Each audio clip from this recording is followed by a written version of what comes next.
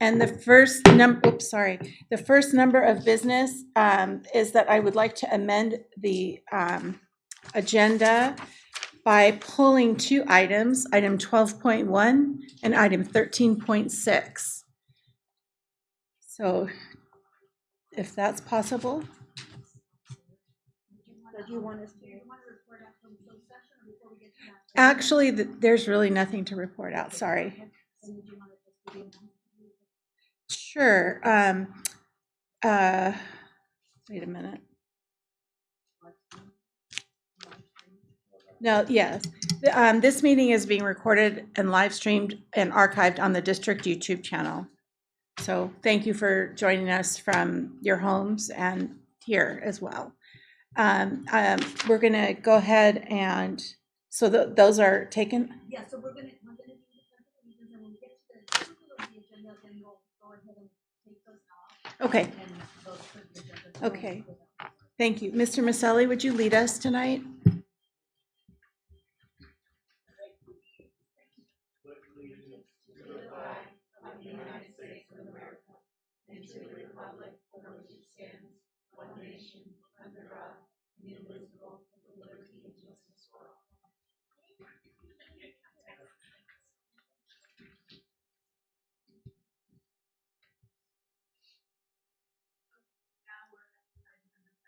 Approval of the agenda, and here is where I would like to have items 12.1 and items 13.6 pulled from this evening. Make a motion?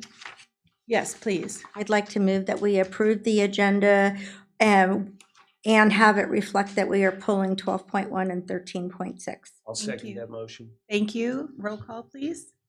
President Zeta. Yes. Trustee Moss. Yes. Trustee Ferrucci. Yes. Trustee Maselli. Yes. And Trustee Gross. Yes. Okay, next up, Dr. Young, you're going to tee this one up. Benicia. So I'd like to welcome Principal Kleinsmith, principal of Benicia High School, to the podium to do an update on her recent successful WASC visit. So welcome, Ms. Kleinsmith. Thank you very much. Good evening, everyone. I'm excited to come and share with you about our recent WASC mid-cycle visit. We had a very successful visit, and so I wanted to share that out with you with some of the highlights and direction where we're going to be heading based on their recommendations. So WASC, yet another acronym in education, is the Western Association of Schools and Colleges. This organization is the accrediting body for schools and colleges and gives value to our high school diploma for our students. It's a 6-year cycle for our full visit. So our full visit was back in 2019, where we received a 6-year accreditation with a 2-day mid-cycle visit. Because of COVID, that happened virtually for the most part. We were lucky to have 2 members of our visiting committee return. So they knew our school, they remembered the work that we were doing and our leadership team, and they actually took time to come to campus one day. They wanted to, rather than go into classrooms virtually, they really wanted to be on campus and see how things are going. That went very well. They were really pleased with, they said, the maturity of our students, just how nice everyone was, what it felt like to be on campus. So we appreciated that. Our next full review will then be another 3 years down the road, where we will then have our staff work together to create our self-study report and have our 3-day visit. So that'll be in the spring of 2025, which sounds far away, but always comes so quickly. So we use these items to help us build our site plan, our goals for the year. The first thing that they report back to us are our school strengths based on the visit. And so the items they had to share with us for our school strengths were that we have great social emotional supports for our students, services for counseling, our college career center, and our new wellness center were called out. And the wellness center was definitely a theme throughout the report we wrote from our staff, our students, our parents, and from what they were able to see on campus. Also, students benefit from targeted academic support and remediation. They felt that there's a lot of great opportunities. Access period was also specifically called out as a great opportunity for our students.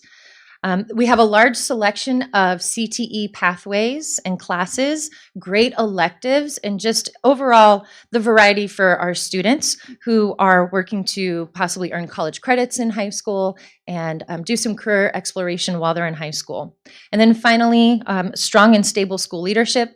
They were happy to see upon return that for the most part, our admin team is still here and intact, and that we have a great new addition this year as well. Our critical growth areas. So these are provided to us by contribution of all of our stakeholders at our full report, full review, so from 3 years ago. And traditionally, the visiting committee at the mid-cycle doesn't come in and change these. They sort of check in on these areas. How are we doing? Are we on track? Have we made improvements?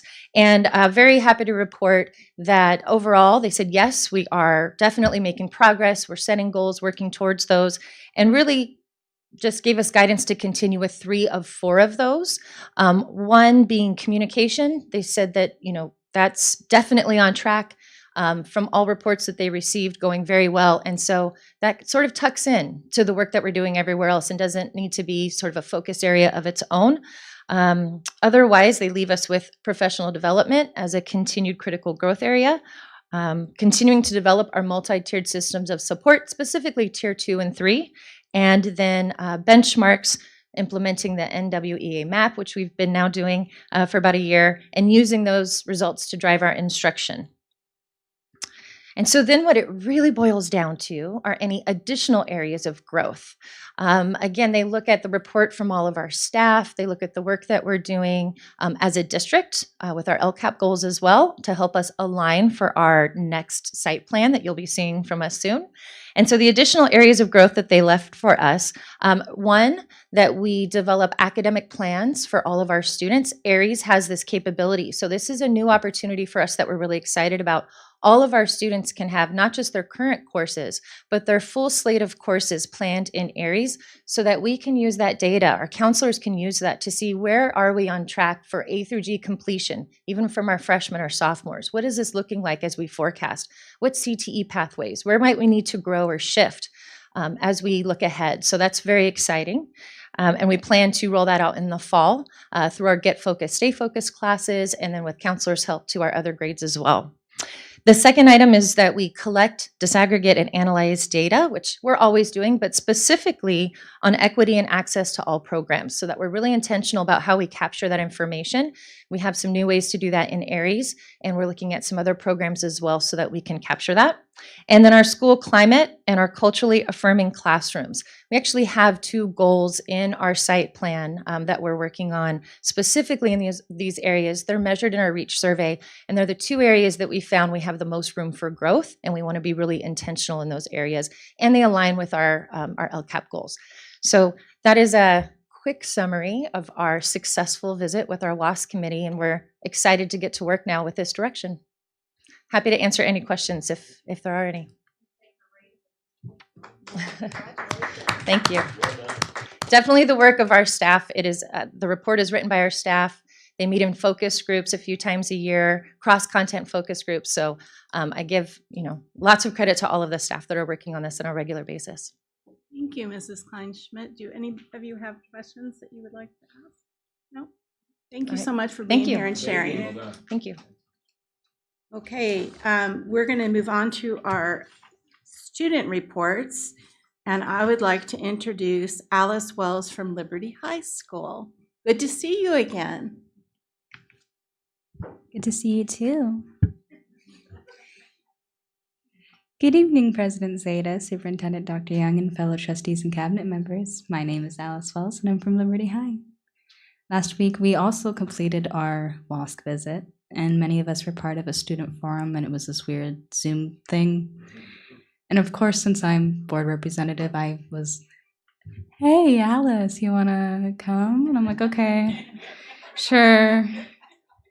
Mostly we talked about how the teachers make us feel, how the curriculum is affecting us, and what can be better improved, what we think should be taught, and what's working well, what's not, kind of thing. And then they asked if we should expand the school if it's working well when we have basically 2 classrooms empty, and it's like, no. And to wrap up March and our source of strength topic of mental health, we held a drum circle and yoga sessions, as well as made fruit-infused waters. We're finding proactive ways to support our mental well-being, and we hope that more students are driven into activities like these in the future. We have partnered with Robert Semple Elementary and created basketball buddies. Liberty High School students are using this opportunity to not only develop positive relationships, but understand how giving back and volunteering gives you a sense of fulfillment and joy. This Saturday, we have several students signed up to participate in Tree Care Day. Working with Benicia Tree Foundation, we will be planting new trees and tending to those we planted several years ago. Our art class and club have a new visiting artist.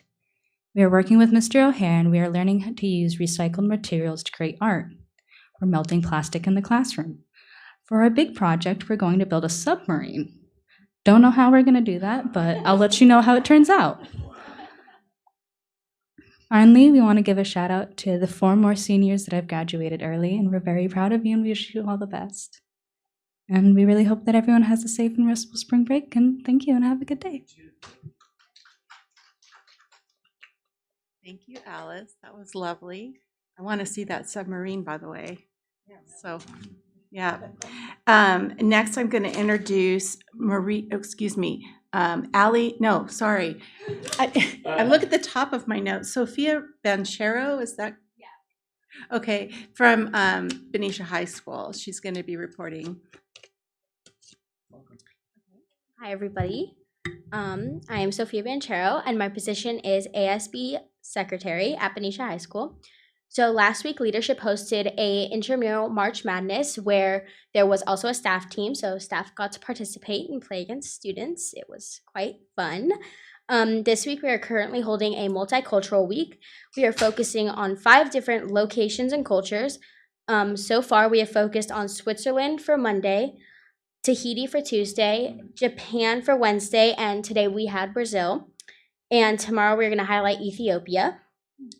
Our Tahitian club performed a dance for the students during lunch, and during Access Wednesday and Thursday, we have had performances in the PAB.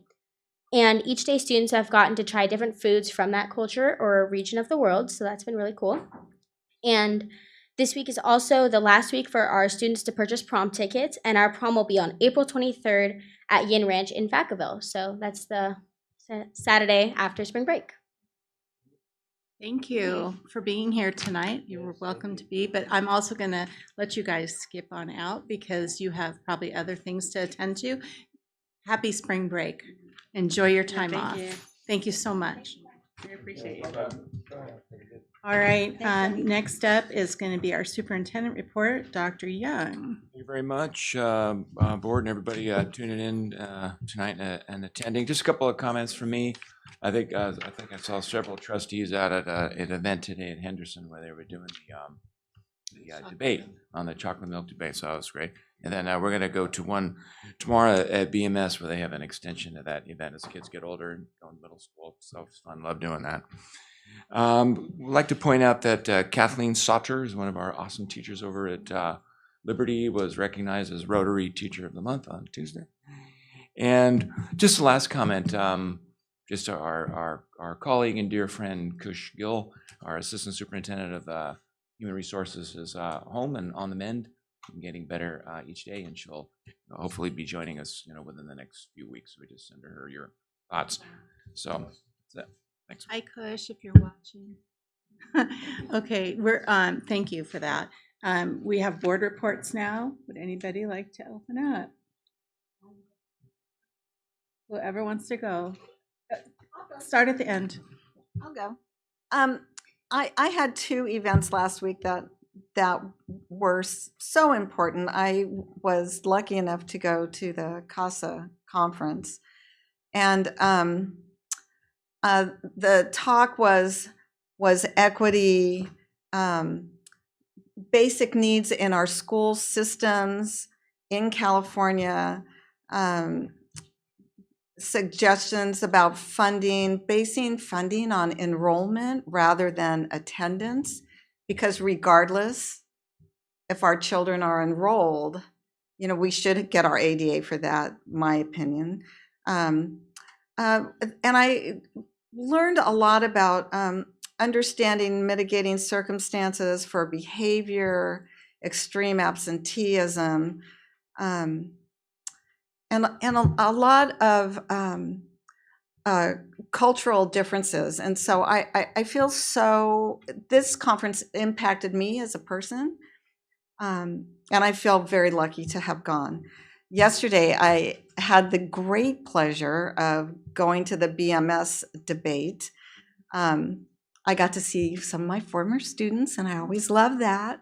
But it's so much fun to watch kids grow. They were researching their facts, responding and rebutting facts and opinions, citing their sources, which to me is very important. That state your fact, but where did you get it? Your facts shouldn't just be hanging out there. Right. So I really had a great time at the middle school yesterday, and at the conference. So thank you. So I was at Liberty yesterday for the Liberty Rotary meeting, and they were talking about next steps for Rotary, and also about their graduation, which will be in the back where we were last year as well. And they're still talking about the need for a sound system to make that happen outside, where they have really clear conversations. So some ideas were bantered around, and I'm bantering this one around our board meeting tonight. So just so that we're keeping that aware. I also did Henderson today. I did our 5th graders, and it's always hard to choose between white milk and chocolate milk because I'm a chocolate milk lover. But anyways, they did it. They did a great job, and they were able to cite really good reasons. They had little demonstrations for how much sugar in this one and how much in that one. So I thought they did a really sound job, and I think the middle school can be really excited because they're going to be your 7th grade debaters in 2 years, and I think you've got a great ground to start working with because they were pretty solid. I go to the middle school tomorrow, so I'm really looking forward to that. I do the 7th grade debate every year as well, except for COVID. So, and then lastly, I did LCAP last night, the night before. When do we do LCAP? Anyways, Leslie and Tim will be sharing a lot. So, but we had some really good discussions. We were a small group, but I think rather mighty. So there were some really rich conversations that occurred. And that was my week. All right, so just very briefly, I was able to attend the CASA conference, very inspiring, great workshops around equity. It is good to know that we have folks throughout the state who are advocating on behalf of every single student. So really good to kind of discuss policy. The California Superintendent of Instruction, of course, was there, so he spoke on the last day, so it was very good. Also, I attended the AXA, which is the Association of California School Administrators, Region 4 meeting. Every year, members advocate on behalf of students. And so we had a call with Senator Bill Dodd.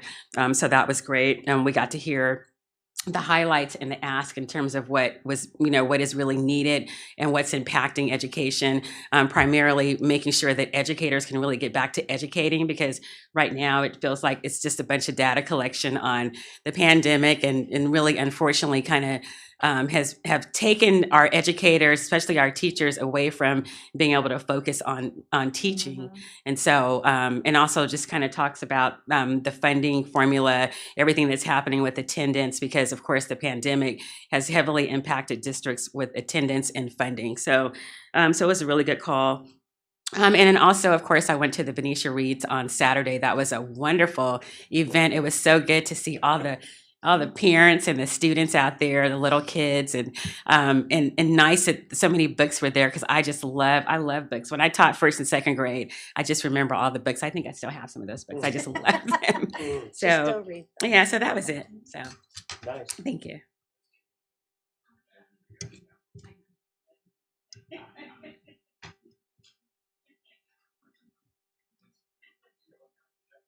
All right, I have a laundry list here, but I'll make it brief. First of all, I want to share with you our superintendent search and where we're at with that.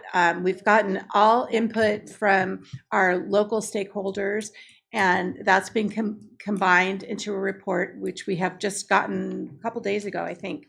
And we also have the job description is located on the website now for all of you to see if you're interested. And our next, the application deadline was April 4th, last Monday. So we're done with that part of it. And we've gotten a really good pool of candidates. So I'm excited, and we're excited to be able to go through them and work towards finding our next superintendent. Our next meeting will be on April 19th at 1 o'clock here. It's a closed session meeting, but it is going to be to go over those applications. So I just wanted to give you an update on that. Next, I also attended the CASA meetings that were held in Sacramento. It was enlightening, to say the least. I was really pleased that I was able to attend. I thank you guys for allowing us to be there. I also, wait a minute here. As we were just talking about the high school and you were sharing about the CTE programs, I attended the Health Open House, the CTE Health and Career Science Lab. It's a Nuke Dorance's class. And all the kids were so engaged with each little section that they were working on, whether it was vet tech or x-ray or ophthalmology or nursing or whatever they were working on. I sat down with all of them and I was able to talk to them, and they were so helpful in sharing, and it was just a wonderful thing. And they're really excited about the possibilities of going into the health-centered career afterwards, going in to get education for that. And they're getting college credit. And this is such a beautiful thing. I can't tell you, it was wonderful. Also was at Books and Blankets. I brought my little camel puppet. It was kind of cute and fun. And that was really nice to see kids there, and even the little ones. It was wonderful. And it was a good turnout, actually, for the first time around. I was really pleased with the turnout. And then finally, today it was my debate day. I had some students at Joe Henderson, the 5th graders, about the chocolate milk debate, which we've all shared some information about. And also at the middle school, I had 2 different debates going on. One was, should we have cell phones in school or not? And the other one was, should we have homework or not? And they both really brought up good points. I was very impressed with the work that they put in to come up with these debates. So I'm pleased to have attended all of those. And so now I'm going to stop talking. We're going to go to comments from members of the public. Do we have any comments today? No comments. Okay, thank you. I will say that BUSD has moved to in-person board meetings. Masks are strongly recommended but not required. All functions of the board meeting, including public comments, will take place in person. Members of the public may address the board at a regular scheduled meeting on any item within the board's jurisdiction. Speaker cards are available at the entrance table. Please note the item you wish to speak to and submit the card to the board secretary. The board president will call an open session, general comments, during the public comment item. Comments for items on the agenda will be called during the specific item. Comments are limited to no more than 3 minutes per speaker, or the board may limit the total time on a particular item to 20 minutes. A timer will be displayed on the monitors. By law, no action may be taken on any item raised during public comment periods, and matters may be referred to staff for placement on a future agenda of the governing board. And always please be reminded that we oftentimes have children watching, to please be careful and respectful. But we don't have comments, so we're going to go on to item number 11, our consent calendar. All matters listed under the consent calendar are considered by the board to be routine and will be approved by the board in one motion. There will be no discussion on these items unless members of the board, staff, or public request specific items to be pulled and discussed. So I'd like to find out if we have a motion on the table to accept the consent calendar as written. I move to approve the consent calendar as presented. Thank you. Is there a second? I'll second it. Thank you. Roll call, please. Okay, President Zeta. Yes. Trustee Moss. Yes. Trustee Faruqi. Yes. Trustee Maselli. Yes. And Trustee Grubbs. Yes. Okay, great. Now there's two items in that section, resolutions. There's two resolutions that I need to pull back out and we have to do individual voting on, right? Okay, so I didn't do the roll call. The- We're going to take it with the same first and second. That's fine. And so President Zeta, yes. Trustee Moss. Yes. Trustee Maselli. Yes. Trustee Faruqi. Yes. And Trustee Grubbs. Yes. Perfect. Thank you. So that takes care of both of them, correct? No, we have, the other one has to be separate. The 27 is the next one. Okay, so there you go. Let me get to that one moment. No problem. I have to record this vote. Okay, so now I'm going to do the roll call for 21, 22, 27, and President Seda. Yes. Trustee Moss. Yes. Trustee Faruqi. Yes. Trustee Maselli. Yes. And Trustee Grubbs. Yes. Thank you. Excellent, thank you. Next are our communication and informational items. First up is, 12.1, which we've pulled, so we won't be discussing that this evening. 12.2 is our strategic plan, our LCAP and budget update. And I'd like to introduce Dr. Beatson and Mr. Rayhill. With those smiles, I love those smiles. Okay, we're ready for you. Excellent. Thank you, Board, President Zeta, and members of the public. Both Mr. Rahill and I will be doing a joint presentation tonight of the strategic plan LCAP and grant funding update. Ms. Ferrucci, this will be your second time through this presentation because we talked about this at the LCAP meeting. Let's see if I can. So tonight, really the purpose of the presentation is to understand all the grant funding, the different grants that we've gotten since last spring, and the proposed expenditures for those.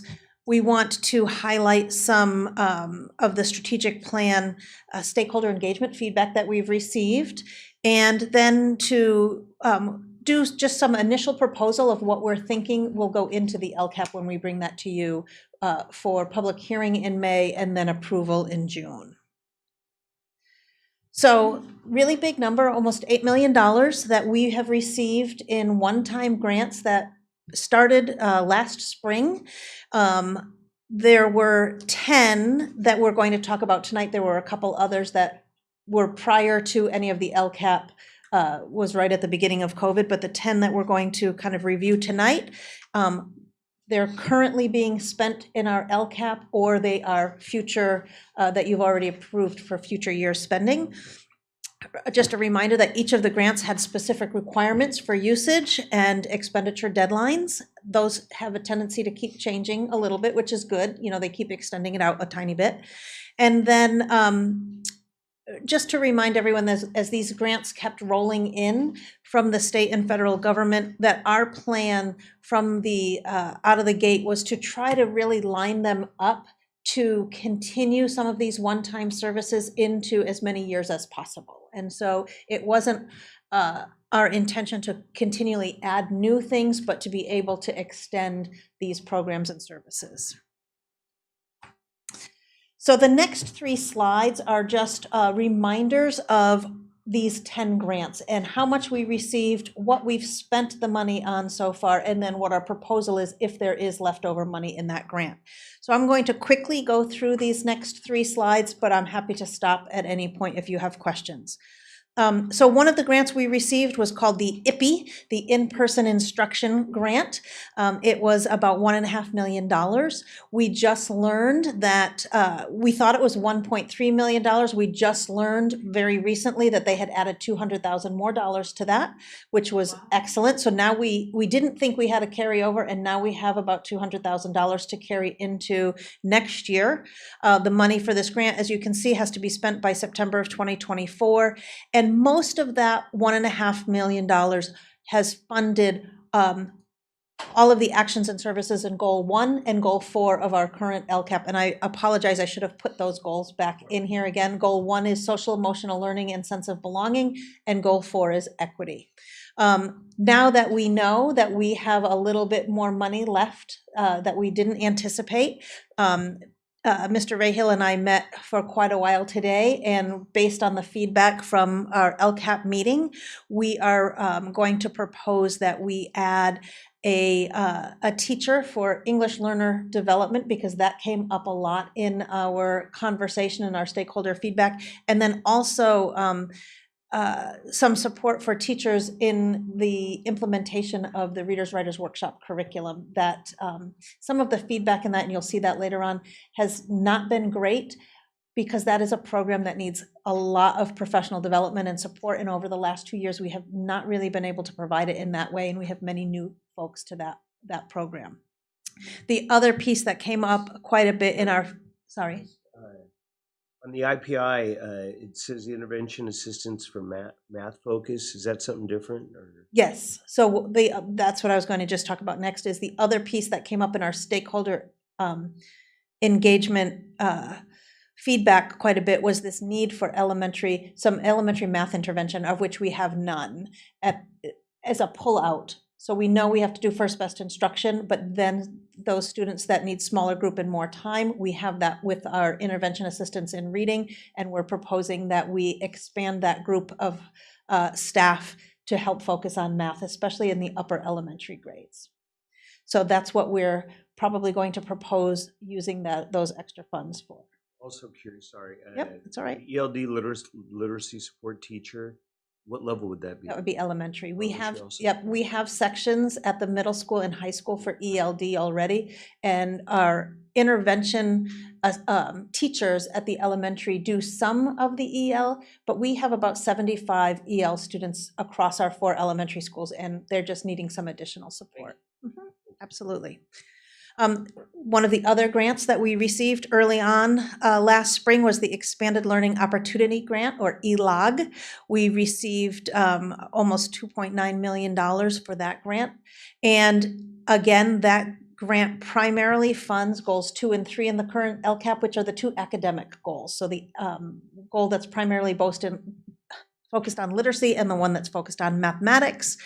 And we will have some carryover. You can see we have about $189,000 that we estimate will be carried over. And what that's going to allow us to do is to continue those intervention assistants that are focusing on reading, okay? ESSER 3, a little over $1 million, and we have not spent this money yet. So this grant you approved earlier, a few board meetings ago, and we intentionally held on to this one so that we could continue those services that you see listed there. We're currently doing them. They're funded with the first 2 grants I just described. We want to be able to continue those in outer years. And so we will be able to do this with this ESSER money. And one of the other requirements of ESSER 3 is that we bring this back just for updates around every 6 months through the time of this grant funding. And so at this is our 6-month point as well. And we haven't made any changes to this because we haven't implemented it yet. Does that make sense? Any questions on that? Okay. Another grant that I will be actually bringing up for your approval later on in this meeting, we talked about last time, was the A to G, increase A to G eligibility for students, $153,000, and we have several years to expend that. And we had talked about using it for credit recovery, support classes, summer school, outreach, and some additional professional learning. So again, we haven't tapped into that funding. We presented it last board meeting, and hopefully you'll be able to approve that for us this board meeting. Then we have ELOP, not to be confused with the last one we just talked about. This is Expanded Learning Opportunity Program, and this grant was $377,000. This is the one this year. It is targeted for our TK to 5 students who are unduplicated students. So our students who are income eligible, English learners, foster youths, and EL. And so we invited all of those elementary students to attend our additional 3 hours, to be the equivalent of a 9-hour day for our after-school program. It runs Monday through Friday. It will run 4 days during spring break. It will run through the end of June as our summer program. as part of this grant requirement. It is housed inside of our CDU program, and currently we have over 300 students participating. We have some certificated teachers that are doing work alongside our CDU assistants in focused high-dose tutoring, which is the new lingo out of the state, which means just instead of tutoring once or twice a week, what they're really seeing the impact is when it's 4 to 5 days a week. It doesn't have to be long periods of time, but it's that consistency. This is also the program where we've partnered. One of the other requirements is to partner with your community, and so we have Brickspace and coding and drama, different programs of high interest to really help support students' social emotional learning, and then they have free play and snacks and so forth. Is there any way, on that one, I was just curious, they have timesheets for certificated staff. I was curious about the pay levels, for the staff versus the community partners. I'd heard there was a disparity between what, let's say, a Brickspace person was being paid versus what district. So what we did, that's a great question. So our staff gets paid per contract at the with student rate, which is I think it's almost $50 an hour. I'd have to look back at the contract to see what that is. And what we did for community partners, because they bring a lot, we gave them a contract for the whole time, and then they have to hire their own staff to come in. They set their own rate. So I don't know what they're paying their partners. Thank you very much. Absolutely. Another grant, which is called Educator Effectiveness, $900,000, and we have not tapped into this grant yet either. It also extends the actions and services that we've started into those outer years as well. And then the last page, some of these are older. I should have put them in different order, and I apologize. ESSER 1, really, we've spent that down. It was about $190,000. It was one of the first grants that we received. We don't expect any carryover, and it really helped us do the food service that very first year when we shut down and we had to hire additional staffing and equipment. So that really launched that for the summer food program that we were able to do. ESSER 2, $477,000. Again, it is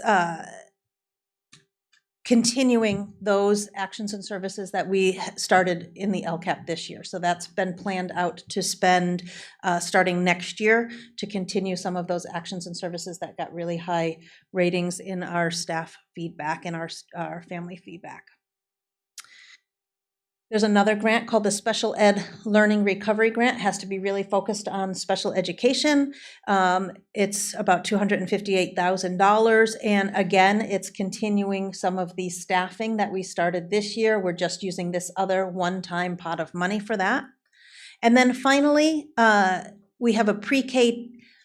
I put pre-K/TK because it's pretty interchangeable right now, what they're calling this.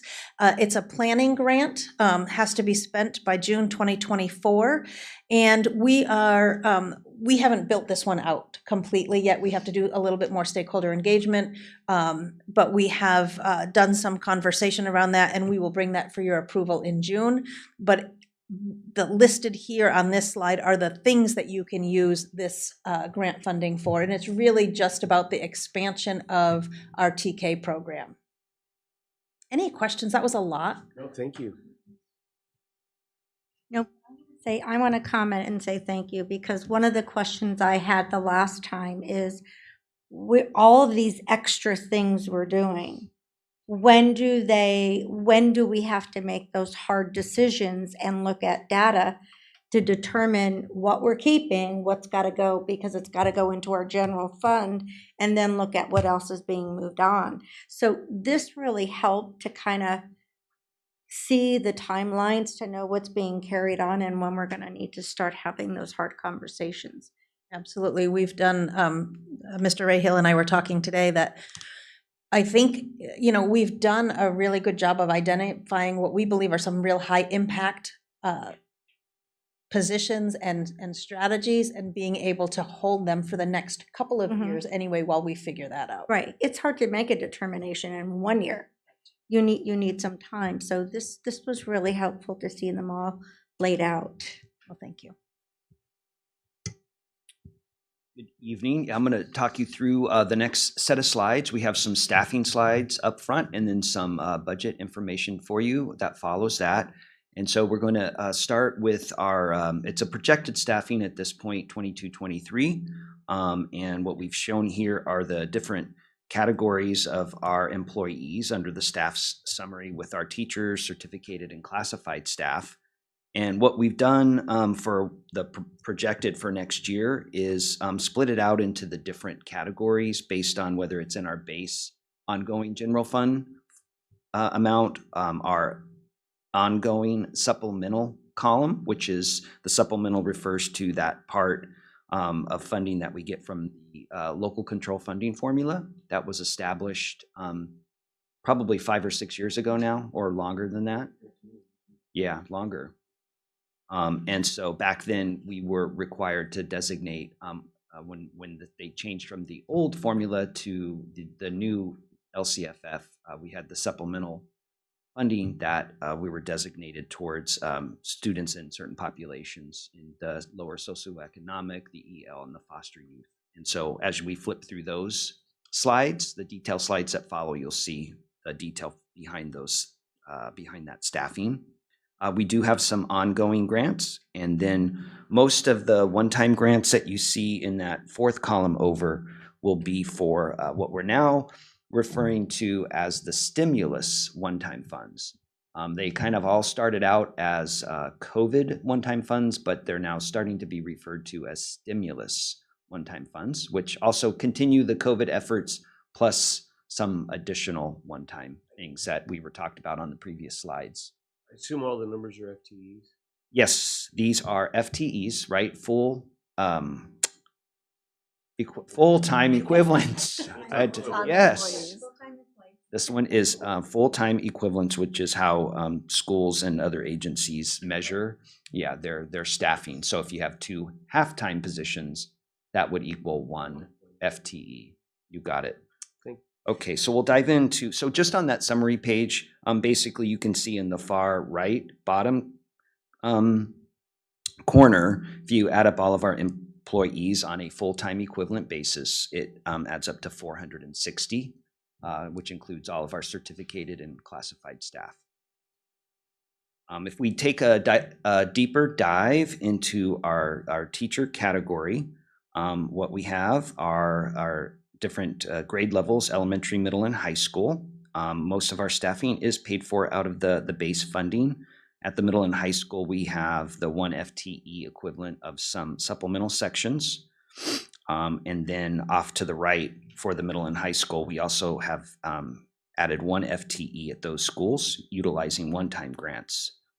Up at the elementary level, in serving our elementary schools, we now have 1 elementary teacher at the 4-5 level using the stimulus fund grants in order to not have the 4-5 combo.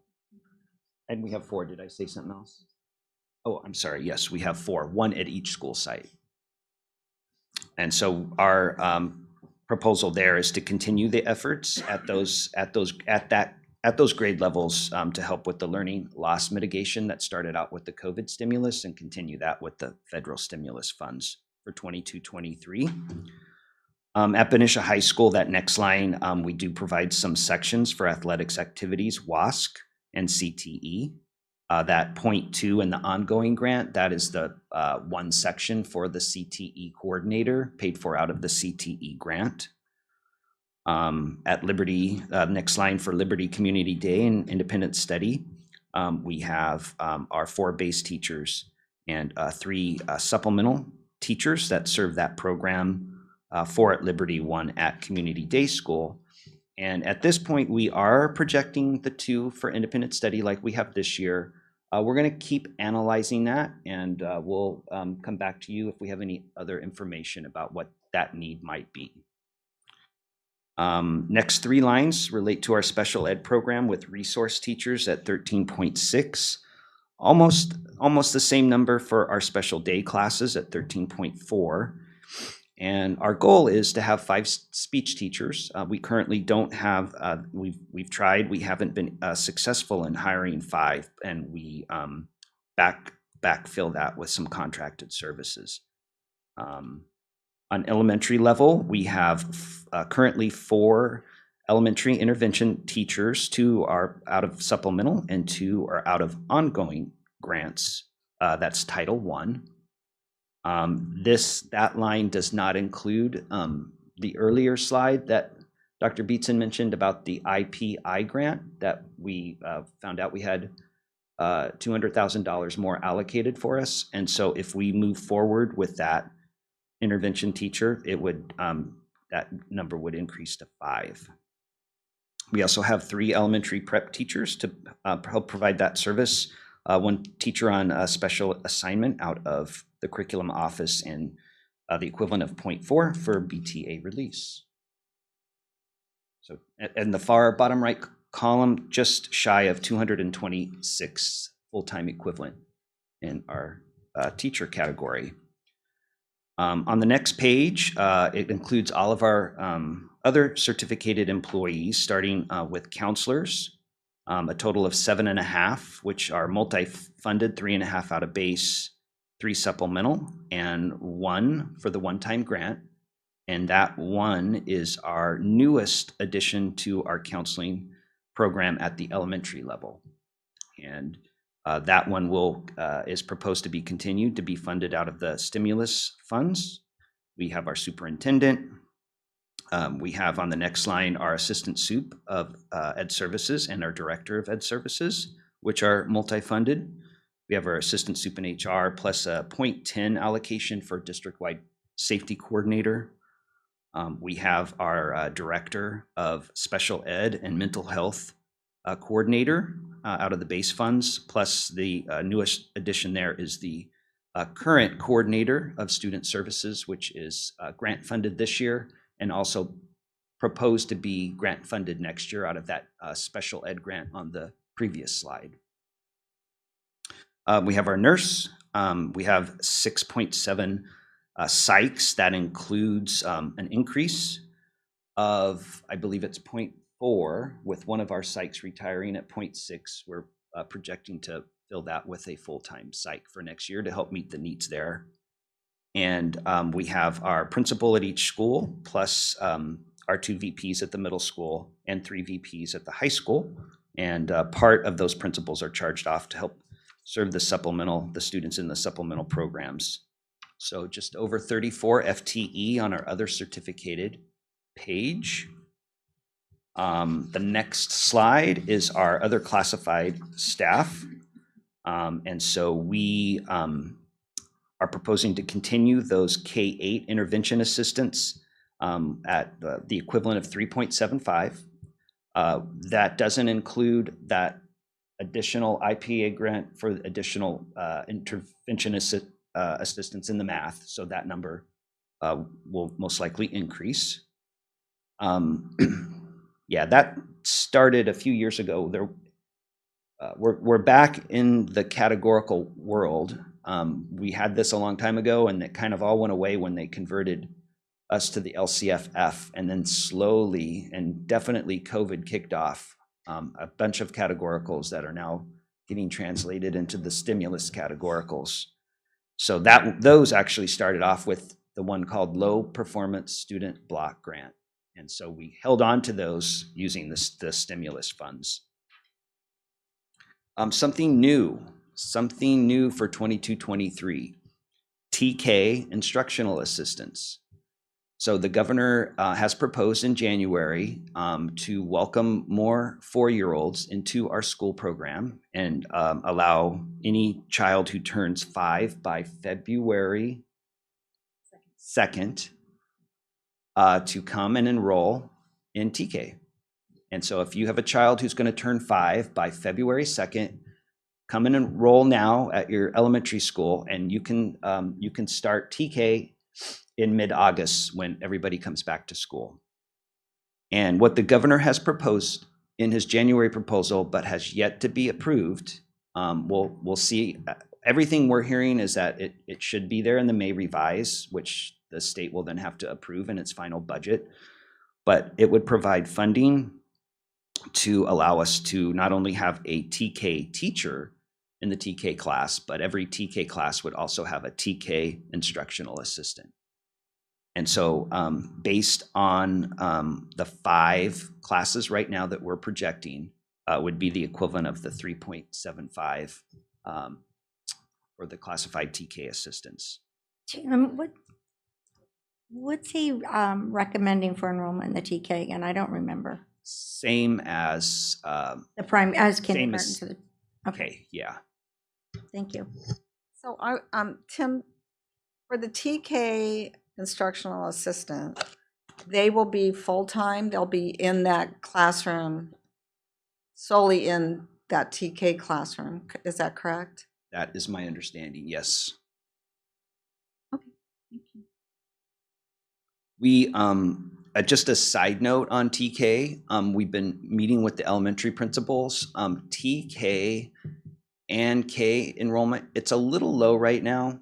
It seems a little lower than what it usually is at this time in April. And so we're just continuing to monitor that. We definitely have enough enrollment that's close enough to have the 4 TKs. And so we're just continuing to monitor that. So we'll be able to report more on that as the year goes on. And we've asked the principals if they can through newsletters and whatnot to get the word out to because it is a new program and people are still learning about it. Wellness center staff at each of our school sites. So we have some of the wellness centers staffed with some of the classified employees. Propose to continue utilizing the stimulus funds as well as our Special Friends program.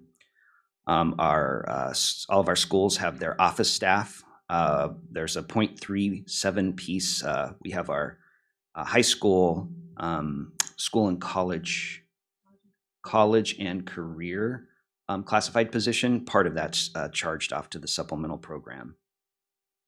We have our special ed instructional assistants serving in our programs, to about 28 and a half of those, plus the one that is in our special ed workability program that is fully funded by a separate ongoing grant.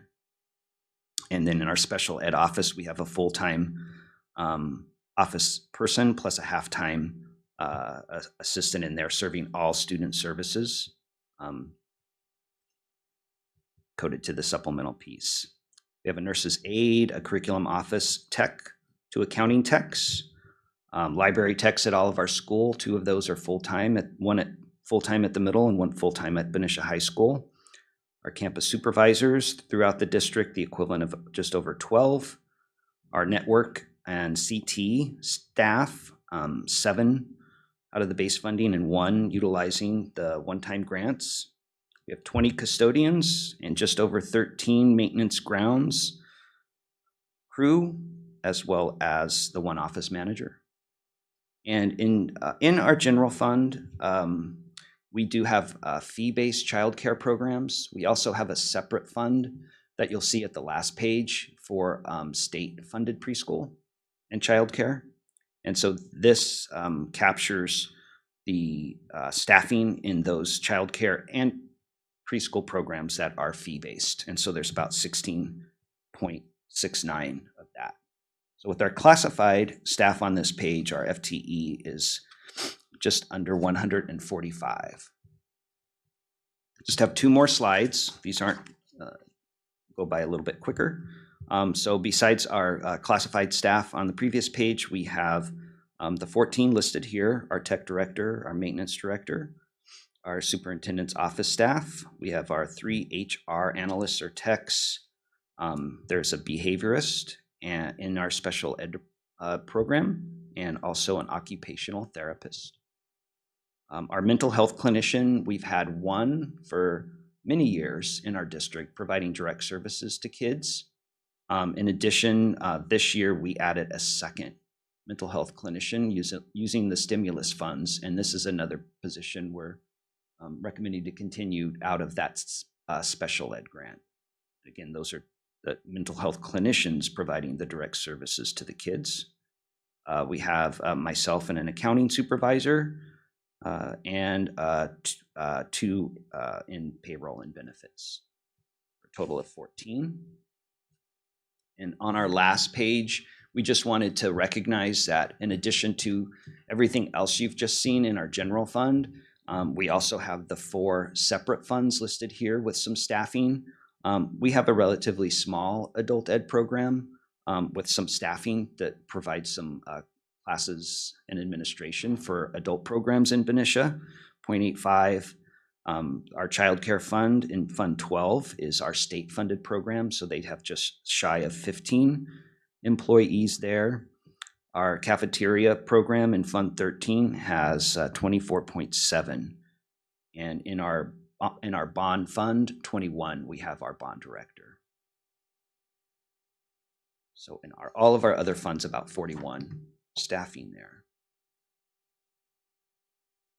So there is the staffing, and now I can go on into the budget side with some financials and pie charts.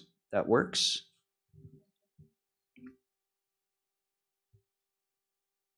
So this is our budget. This is now for the current year. We don't have our budget all put together for 22-23. So we're using the 21-22 budget.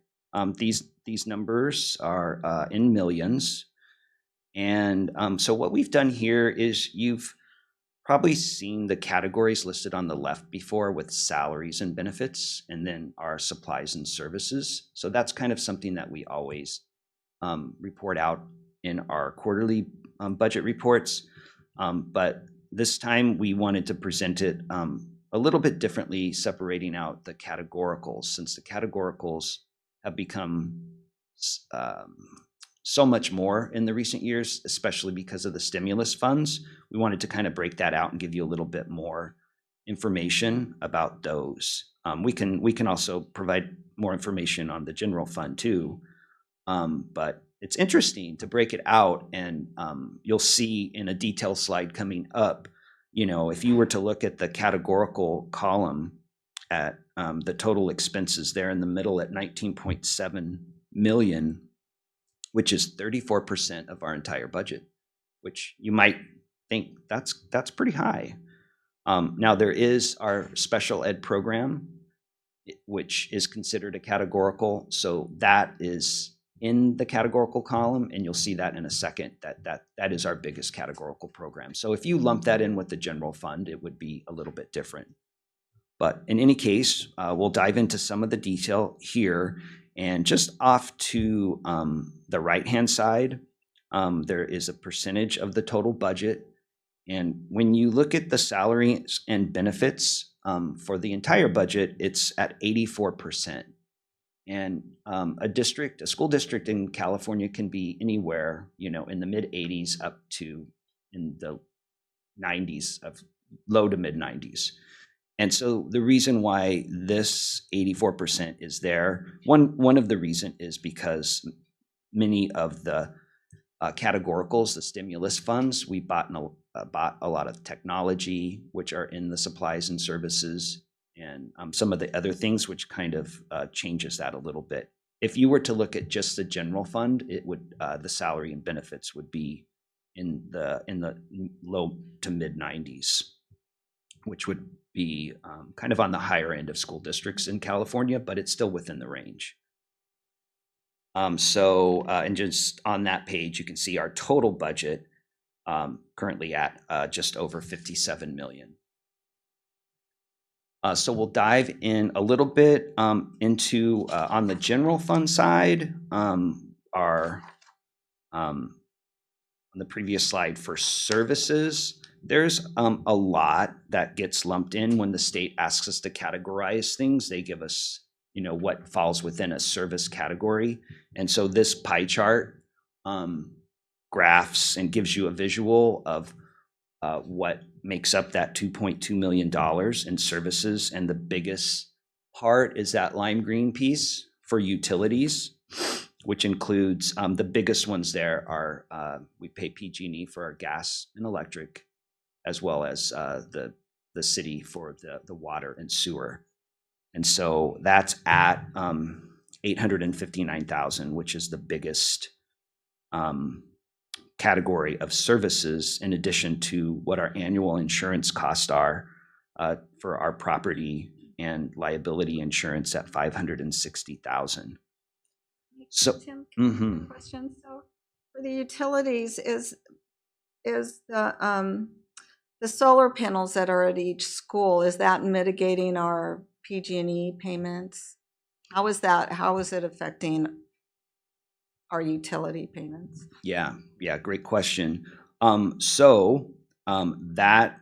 number, the $859,000, is reflecting the savings that our district is utilizing from those solar panels. And so what we can do is we can bring back, I believe it's annual. We do an annual like savings analysis of what our solar panels are doing for us. And so we can bring that back and see if there's kind of a, what if we didn't have the solar panels, how much more it would be. And so right now, according to the last few reports we've had, we've been, it has been reported that we're making the utility savings. So we're using that solar energy, which means we're not using the energy from PG&E, and we're saving money. And so those savings right now are paying we did have to take out a loan to do the solar panels. So right now those savings are being used to pay the solar loan, but when that's paid off, it's going to take a while. But I can bring back the solar loan payments too, with whether it's 10 or 15 years that we have left to go on those. Once those are paid off, all the savings are like free money. So yeah, the district was wise in its decision to move forward with the solar costs, because everybody's probably seen their PG&E and utility bills rise. Without it, that $859,000 would be even more. I'm just curious as to how much is going back into the grid, how much it's actually saving us. So the $859,000 is being used to pay the loan on the solar panels. That one is that $859,000 is actually the payments that we are actually making to PG&E for the PG&E gas and electric that we're using, plus the water bill's also in there. So I can break out the utility bill for you too, because there's also a few other ones like phone and internet and things that are smaller, but that are also in the also in utilities. Yeah, well, I'll bring back that. Thanks for utility. clarifying that. Yeah. Thank you. Okay, and then insurance is the next big one. We have software throughout the district, both instructional and the non-instructional side, which is for our systems in the district. And I'm just seeing if I can, we have our softwares for our HR and financial systems. We do other softwares for our board policies and agenda online's costs. We have our student information system with Aries software. Smaller ones are like DocuSign for some of our legal documents. So all of those software are utilized on the instructional and the operational side. Next is copiers and postage and other. So we are, we made a big switch from Rezo to HP copiers. We had a good initial experience. We're struggling a little bit right now with HP. The technology just had a conference call with them today to try to get better service. We've heard the COVID supply and demand concerns. We've made a little bit of progress, and so we're aware of the problems that we're having, and trying to get the best service we can out of HP, trying to get regular reps that are serving our schools. How So, long does that contract last? let me find out. Yeah, yeah. Thank you. The next category, we have legal, audit, and professional fees like actuaries at 140,000. And the last one is related to professional development, which not only includes mileage, but different, we have workshops for our budget, our student body, some for Aries scheduling. We did do some trainings with independent study this year because that was huge change with huge paperwork. There's a brain pop in there. There was some for, I didn't write down the detail, but for special ed and student services as well. So that kind of breaks down that big chunk out of the general fund. If we hop to the next pie chart, we dive into the categorical column, which again is 34% of our budget at 19.7 million. And the biggest one, as I mentioned earlier, is our special ed program. So that includes all staffing in our special ed programs, plus any supplies and any special services required to serve the special ed program. And so that's at 7.8 million, and that's 13.6% of our budget. I think if you look at percentages, a district can be anywhere between 10 and 15. It can be lower, it can be higher, but generally, I think between 10 and 15 is the norm. Maybe we can get some information about what it actually is. So it's you know, there's a lot of services, and some of the services are expensive. Then we have all of our one-time listed here as ESSER state. We might change that to stimulus next time you see that. Try to get some common language.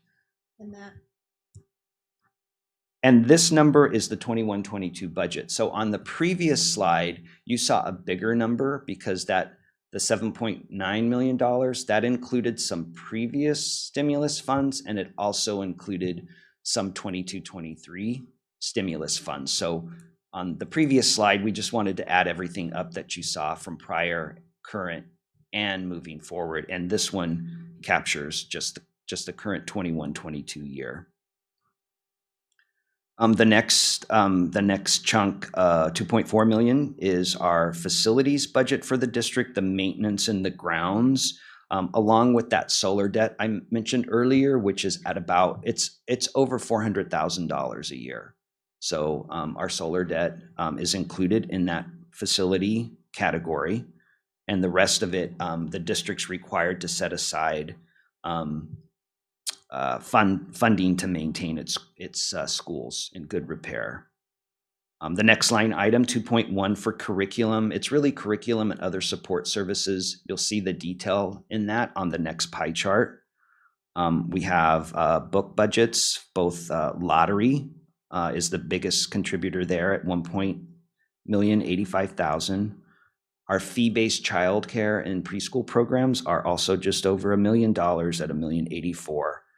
And then we get a variety of donations, including the Medi-Cal program. We've lumped that in there at $598,000. And let's see, a lot. We have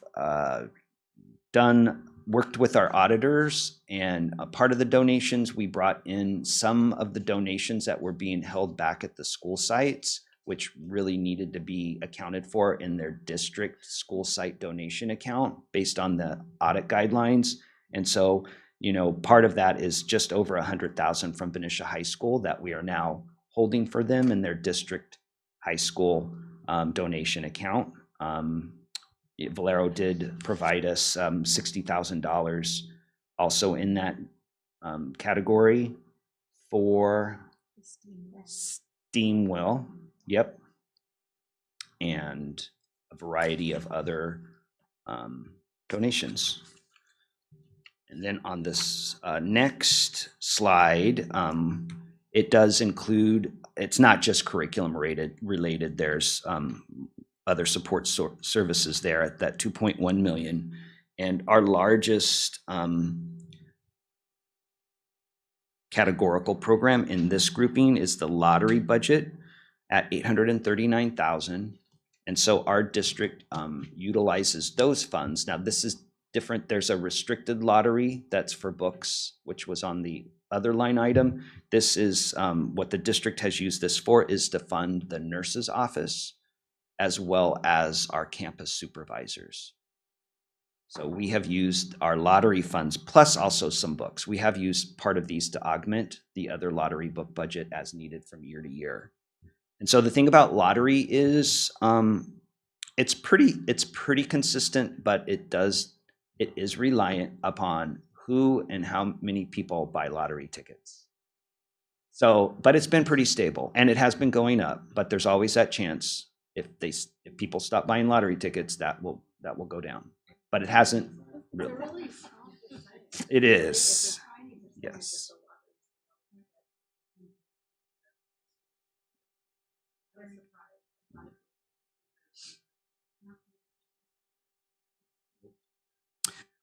So the next line item, is Elop. And so that is one of the new stimulus fundings. But the reason why I pulled it out here and didn't put it on the other line item for one time is Elop, Expanded Learning Opportunities Program, which goes on after school. It can go on, I think, before school too, but we're focusing on after school right now, is because that's the one that's been proposed as ongoing. So that is proposed. We'll see if it sticks in the May revise. Everything that we're seeing and hearing is that it will. And so there is an effort which appears either through the governor and the state office to have school districts receive funding for these expanded after-school learning opportunities. So that's listed there at the 377,000. Title I, our federal Title I program, which we always get, there is a magic threshold at 5%, and every year it's determined at the federal level, and we get notified that after the school starts. In our district, it's been closed, I think, maybe one other year since I've been here, and I think I've been here for 13 years. I think we might have gotten this bump because it's been closer to the $150,000 range. And so this will definitely be able to provide for the intervention teachers that we use the Title I funds for. In the past, when we haven't received as much, we would have to charge those off to other funding sources. We do operate our community day school to serve those students in that program. The state now for about the third year, I think, has provided an employee assistance program to classified employees that are not full-time. So they have to be part-time employees who are able to put part of their paycheck aside each month so that, and then the state matches that to get a check either, I think it's either over 1 or 2 months in the summertime. So normally those classified employees, they would have that opportunity if they're able to set some aside. The state said that they will match that. And so they give us the $118,000 to make that match. So it can be.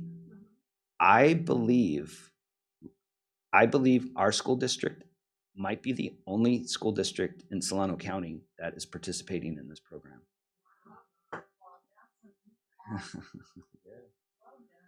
Yeah. The next one, that's the old title for BITSA. It should say Teacher Induction, and our federal Title II program at $153,000 that basically provides for the beginning teachers, coaches, and then we also contract with, I believe, Contra Costa County to provide the services and materials for the program itself. And then our last one for our career tech education. There's, I think, 2 grants in there to provide for basically supplies and equipment for the career tech education program. And so that's the last pie chart. So this was an attempt not only to give some information, about the categoricals and the stimulus fund programs, but just some of the other, the base funding that you'll see coming up. Our next meeting is the first one in May. And so we can bring back some of the additional items talked about here and just some additional information on the budget, both the general fund and the categoricals, so that by the second meeting in May, we'll have a public hearing on the draft budget after the May revise. And then at the meeting in June, just a week or 2 later, we'll ask you to take action to approve the budget. Again, based on the May revise, because the state won't have an adopted budget yet, and school districts do that. They approve their budget based on the May revise, and then after the state adopts it, we can do a budget revision in June or July after the state approves it by the end of July. Okay, you're welcome.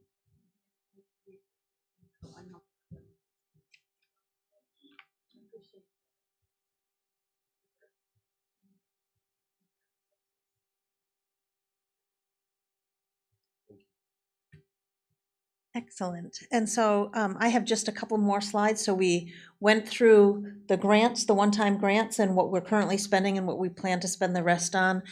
Tim just took us through how it all fits into the bigger picture of the budget. And then my last couple of slides are really showing what is the feedback, what are some of the highlights from the feedback that we receive from our stakeholders. And then the last slide that I'll go over with you tonight is just sort of a recap of what we, based on that feedback and based on the grants and the budget, you'll see proposed in the upcoming LCAP. So there's 4 slides that contain feedback. I'm really going to just focus on this first one because I pulled out some significant pieces I wanted to highlight for you. The next 3 slides break some of the feedback down even further. And if you have questions, I'm happy to go over them with you. But I'm not going to read all of these, but these were some of the significant pieces that provided us feedback and input into how we're doing as a system. So great news is that 73% of parents are satisfied with BUSD overall. And then you can see we have 2 really nice numbers there. 87.5% of staff indicate that they agree or strongly agree to feeling welcome as an employee here in BUSD, and almost 93% of them say that about their site or department as well. As you've heard throughout, the feedback was overwhelmingly in support for the elementary school counselor that we added, the wellness centers, the extra noon duty supervision at the elementary school. All of that received overwhelming support in the feedback that we received. There was a pattern of ask for continued training or reevaluation for our SEL curriculums that we're using. So we will be looking at doing that into the future. 75% of parents reported that their child is supported academically across the district, and we actually heard that in Ms. Kleinschmidt's WASC report as well, so that was nice. Again, overwhelming support. So some of our data was quantitative and some was qualitative. And so we have overwhelming support for our intervention assistants that we're currently using at the elementary school for reading support, the lower teacher-student ratio. So those were the extra teachers we provided at all levels. The elementary STEAM wheel, which is generously sponsored by Valero. And there was a list, I didn't list it all here, but we have provided supplementary curriculum. So we have our core curriculum that's adopted by the school board. And then we have added some supplementary curriculum because we know that one thing doesn't do everything for every student. And then the one-to-one devices. There was a need and a call out for more math intervention and support. So you heard in the grant that we went back and scoured, and we're going to propose to add some additional intervention assistance to cover math.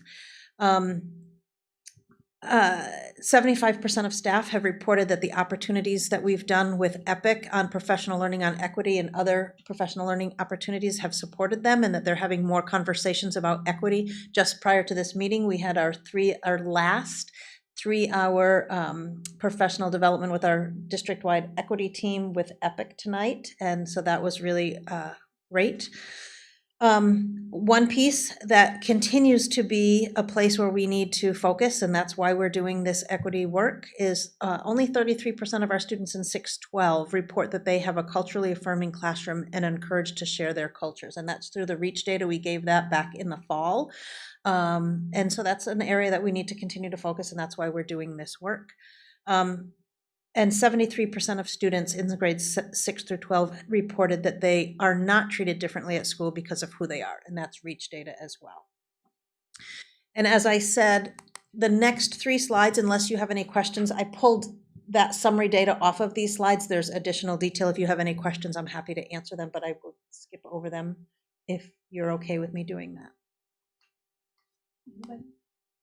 You good? Okay.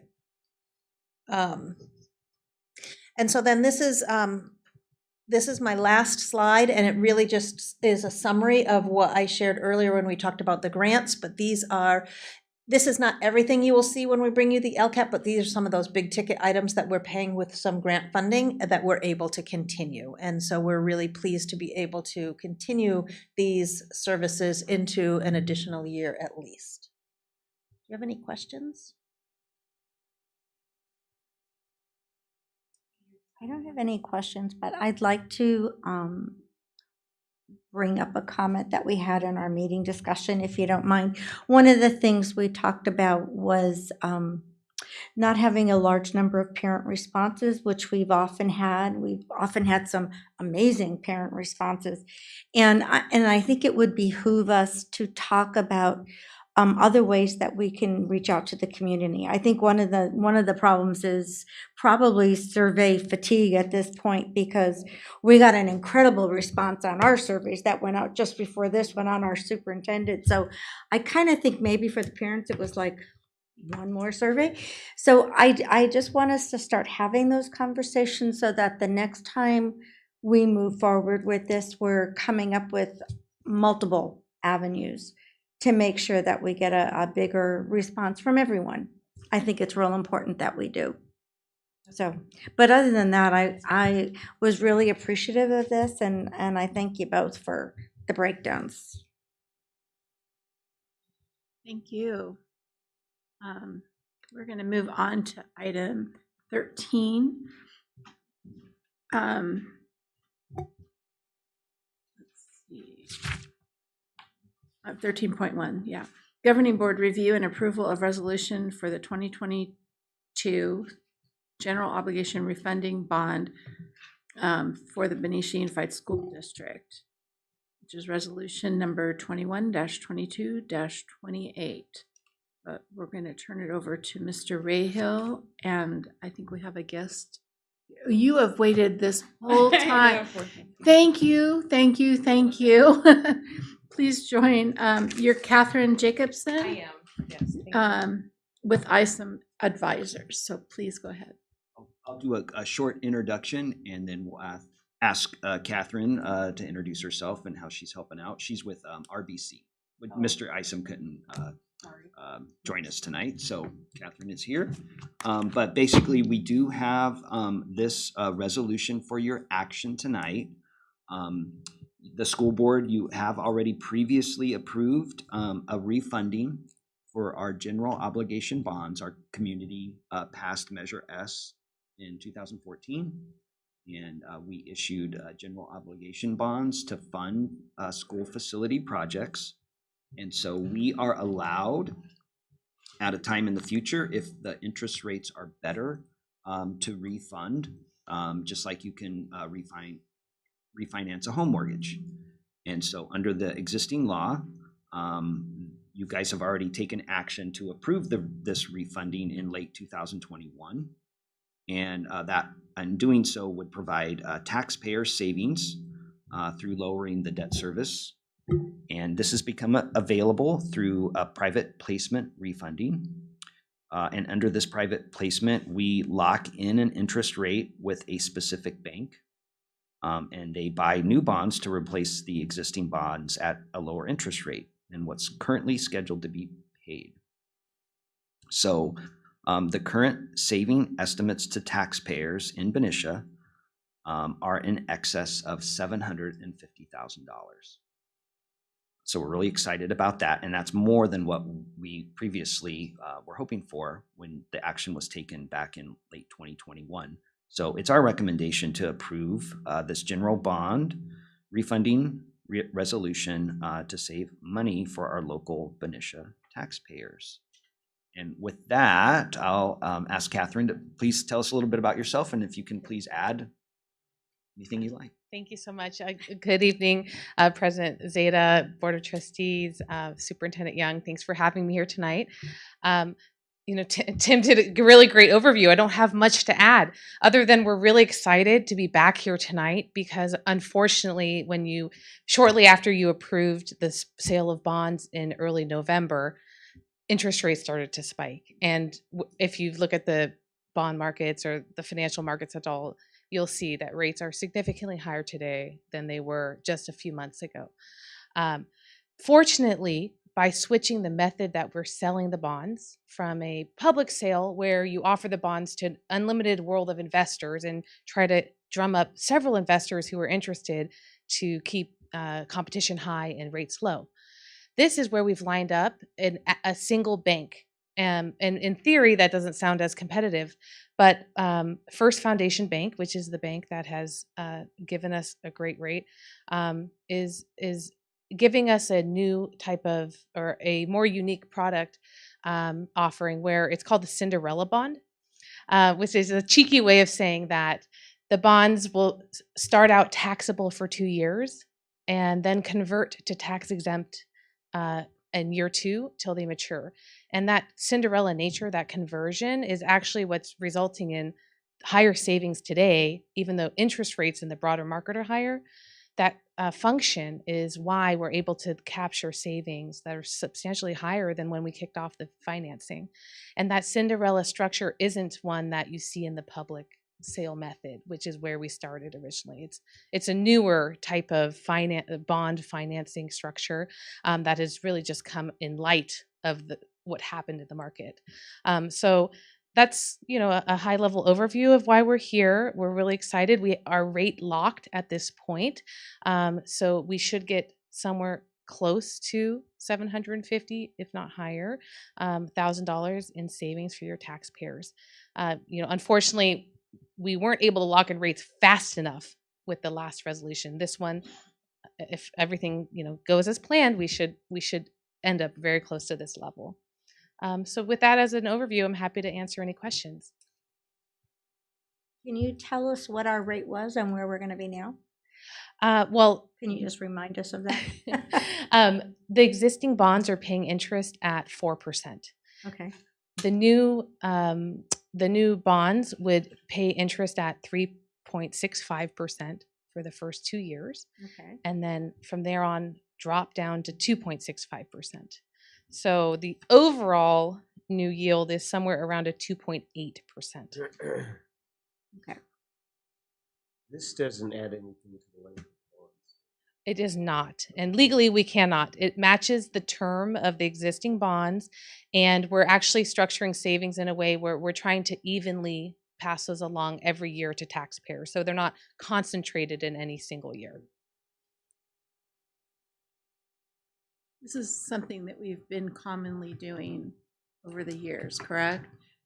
To save money? You do it occasionally when it's allowed with the bond structure and given the current market and the interest rates. And so since we issued the 2014 bonds, this here in 2022, this would be the first one that we have refunded. So it happens occasionally if the conditions are right And the conditions are and the conditions are favorable, right? And so in accordance with the bond language and the bond structure, so this has also been our district. We have bond legal counsel. So all of this has been reviewed and approved by our bond legal counsel as well. All right, thank you. Any other questions? Okay, thank you for bringing that to us tonight, both of you. You are free to leave. You don't have to stay. Thank you for being so patient through this. Thank you. It's an action item, so 13.1, Governing Board Review and Approval of the Resolution for the 2022 General Obligation Fund Refunding Bond, Resolution number 21-22-28. Do I have a motion on the table? So move. Thank you. Do I have a second? I second it. Thank you. Roll call vote, please. Just lost one of our trustees. That's never happened to me before, but I'll go ahead and start. Okay. President Seda. Yes. Trustee Moss. Yes. Trustee Ferrucci. Yes. Trustee Maselli. Yes. And I guess it carries because it's 4-1, but we can get hers when she comes back, maybe? All right. I'm going to move, okay. I'm going to move on to 13.2, consideration and approval of the A to G improvement grant. Dr. Beatson. Okay, thank you very much. Last board meeting, I brought for your information the proposed A to G improvement grant. We have until 2026 to spend it, and the intent of the grant is to support students more students in becoming A to G eligible. And remember, A to G is the minimum requirement for UC CSU admission. And there is a focus in this grant. It's not solely for, but they're asking us to focus on students who are typically economically disadvantaged English learners and foster youth to increase their A to G eligibility. I didn't plan on going through the whole presentation again with you this evening unless you would like me to. I did add Ms. Ferrucci in there, that piece that we talked about last time around collaboration between the middle school and the high school. So we added that in as well. And so if you have any questions, I'm happy to answer them. And otherwise, I'd ask for your approval of the A to G grant. Any questions? No. So I'll go ahead. Do I have a first on the floor for consideration and approval of the A to G improvement grant? I'll move to approve the A to G improvement grant. Do I have a second? Thank you. Roll call, please. President Seda. Yes. Trustee Moss. Yes. Trustee Ferrucci. Yes. Trustee Maselli. Yes. Yes. And one out. Okay, our next item is 13.3, consideration and approval of job description for Director of Special Ed Services and Director of Student Services.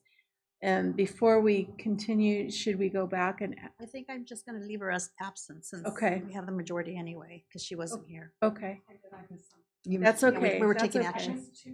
Yeah, it's okay. We're moving along. You're good. We're we're on a roll now. So do I have a motion on the table? Or no, sorry, Dr. Young, I'm gonna ignore you. I don't mean to. Please. Thank you. So this is another action item, consideration and approval of a job description for Director of Special Ed, Special Education Services and Director of Student Services Director. So quickly, student services and special education, as we know, play a vitally important role in providing essential mental health and educational support services for all our students, especially students with disabilities. Recently, the mental health and educational needs of students have intensified due to COVID and various other challenges that have presented themselves over the past 2 years. In order to effectively respond to these needs, staff is recommending the position of Director of Student Service, which is currently responsible for covering the needs of both departments, Special Ed and Student Services, be separated into 2 distinct departments and positions, Director of Special Ed and Director of Student Services.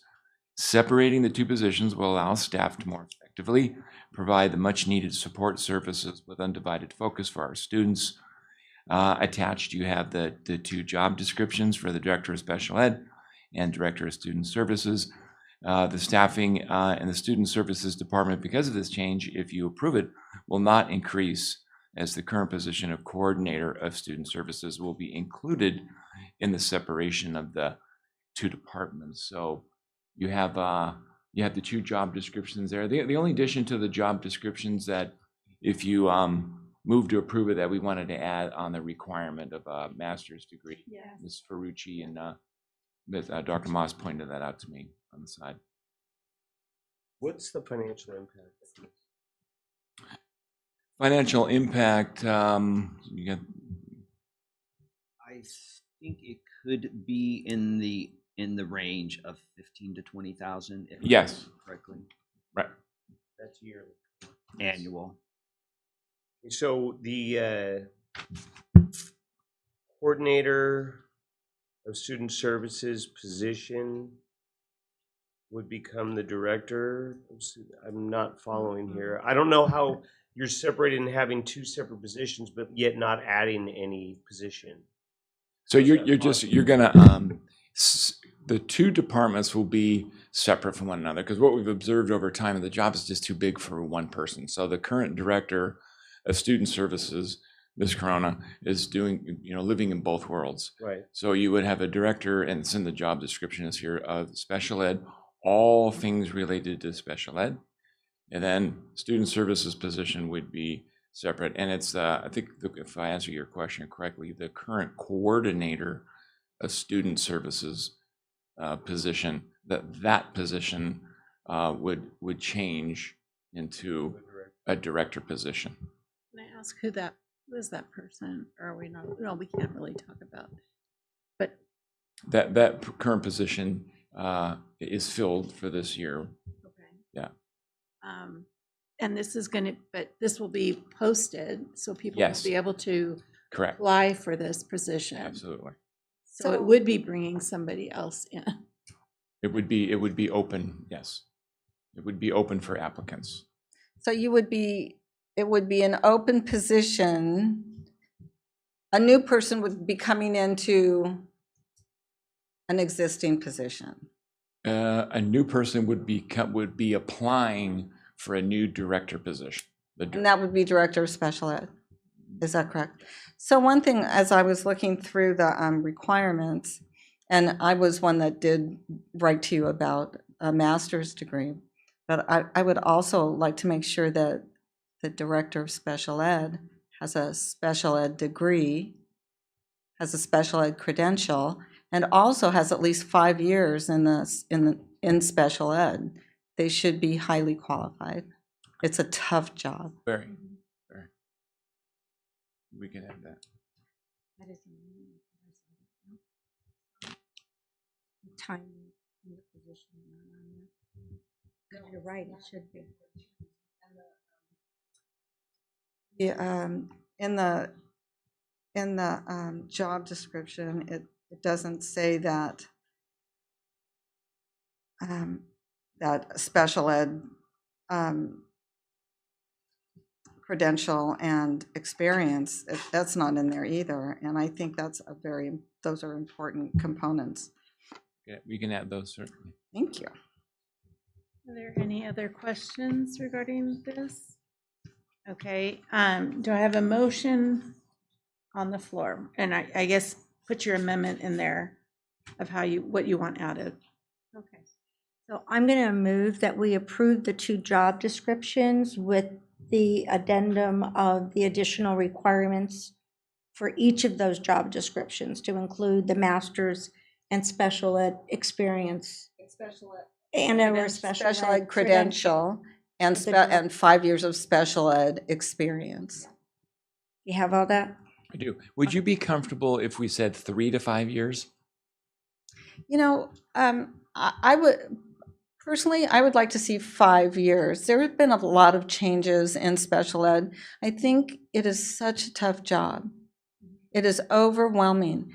And in order to serve our students at the level that we need to and should, we need someone who has at least 5 years experience. I would not be comfortable with saying 3. Okay. So, that answers your question. There it is. Okay, so continue, Mrs. Ferrucci.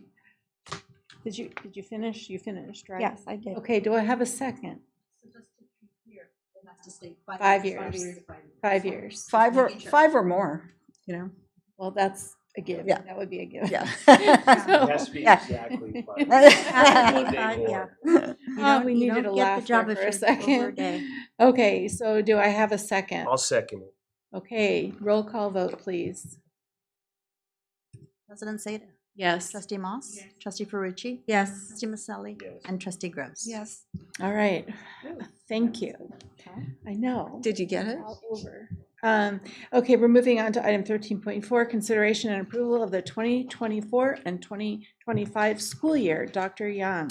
Thank you very much. So this is a process that you do periodically. Dr. Gill met with both of the bargaining units. That went through the process of taking a look at the schedule. And, you know, we have a history of approving these in outer years. And so they put together a schedule and had it ratified by the associations for the 2024-25 school year. So you've got it in your packet there, and I bring that for your approval. Thank you. Can I get a motion on item 13.4? I'll move to recommend the motion as written. Okay, thank you. Can I get a second? I'll second. Thank you. Roll call vote, please. Yes. Trustee Moss. Yes. Trustee Ferrucci, Yes. Trustee Maselli, and Trustee Gross. Okay, we're going to move on to item 13.5. Consideration and approval of resolution number 21-22-24, release of temporary certificated employees. Dr. Young. So last item of the evening. It is. It is. So, you know, as the board is aware, the district employs a number of temporary employees each year to cover teachers on leave. And so the resolution tonight is to release of temporary certificated employees, and the employee number there, you have it in your board packet. And so to release that individual, you have to have a resolution and a vote. Thank you. Yeah. All right. Can I have a first on that? Item 13.5? I'll move. Okay, can I get a second? I'll second it. Thank you. Roll call vote, please, Ms. Martinez. President Zeta, Yes. Trustee Moss. Trustee Ferrucci, Yes. Trustee Maselli, Yes. and Trustee Gross. Yes. Thank you. Appreciate all of you guys hanging in there, really. And I just want to wish everybody an amazing spring break. I know you're all deserving of it, whether you're a teacher or other staff or a student or families. Just enjoy your week off. And we'll be back here to meet with you on May 5th. See you then. Thanks.